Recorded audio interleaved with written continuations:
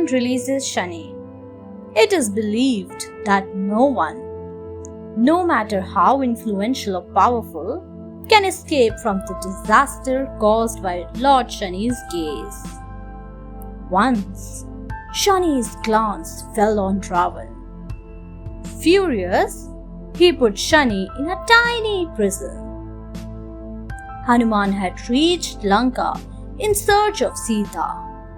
After his mission was accomplished, he decided to teach the arrogant Ravan a lesson. He started setting Lanka on fire with his burning tail. But he was not achieving the desired effect. It was then, when Hanuman heard someone's cries for help, he came upon Lord Shani, confined in a cell. Shani begged Hanuman to rescue him. Hanuman obliged. In return, Shani promised Hanuman that he would not cause any harm to his devotees. Shani did not take Ravan's insult lightly. He turned his gaze towards the golden city of Lanka and reduced it into a heap of black soot and ashes in a matter of seconds. Hanuman returns.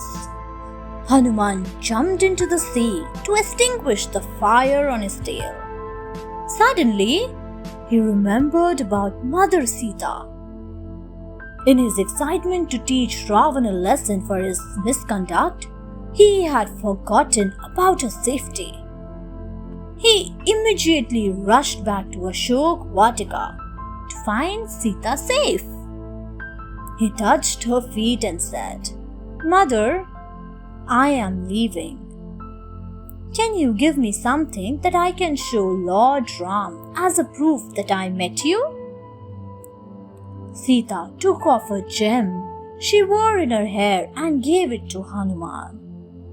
He assured Sita that Lord Ram would soon come there and rescue her. Hanuman then flew back to Angad, Jambavan, and the others who were anxiously awaiting his return. They gathered around Hanuman and heard his adventures in Lanka with great joy.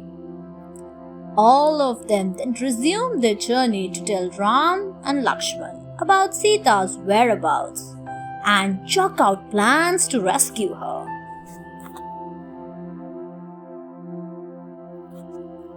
Hanuman gathers an army. Ram was elated to see Sita's jewel. "Oh Hanuman, you have done the impossible." Saying so, he hugged Hanuman. After some time, Ram, Lakshman, Hanuman, Sugriv, Angad, and Jambavan assembled to discuss the plan to rescue Sita from Lanka. It was absolutely clear that Ravan would not set Sita free without a fight. Ram and Lakshman did not have any army of their own. So, Hanuman requested all the monkeys and bears to aid Ram in this war of justice. A large army was formed, with Angad in command. Strong and planned teamwork was required to accomplish this huge task. So, Ram requested all the monkeys and the bears for their cooperation. Finally, they reached the southern end of India and faced the vast ocean.